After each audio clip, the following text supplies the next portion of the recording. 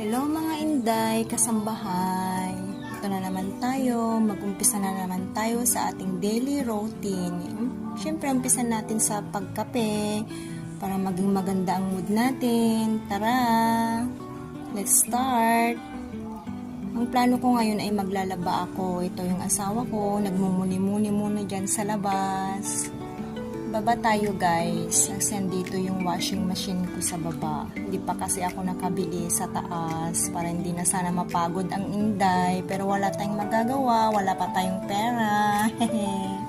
Yan, nakaready na yung lalabhan ko.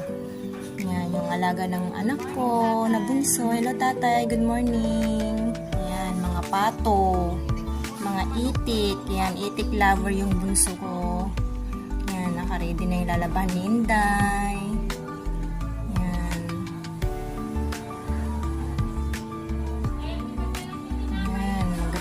Si inday, pero tanggalin muna natin yung laman ng washing machine ko.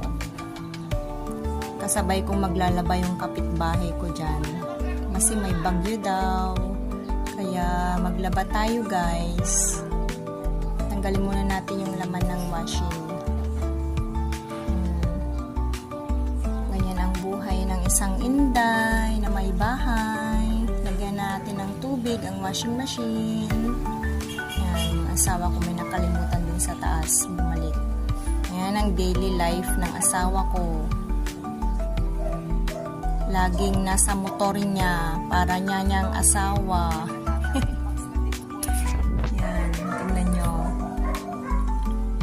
May nakalimutan ako guys. Balik tayo sa taas. Yan ang taas ng hagdan namin. Yan ang daily exercise ko araw-araw. May kalimutan tayo yung sabong pang puti. Gagamitin natin. Bilisan mo inday, naghihintay yung labahin sa baba.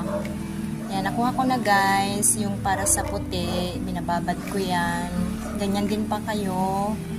O, balik na tayo sa baba guys, kasi naghihintay yung labahin ng isang inday. Yan, ang taas-taas. Exercise ko yan araw-araw. Yan. Pag nagmayaman ako, magpapakabit ako ng elevator. Yan, start na yung mga labahin. Dito tayo sa puti. Yan. O, magic na. Magbabanlaw na tayo, guys. And then, charan! Malapit na. Nakasampay na. Magic yan. Tayong mga nanay, marami tayong ganyan. Yan. Ano kayang lulutuin natin? Susunod na gagawin. Mag-prepare tayo ng lulutuing ulam.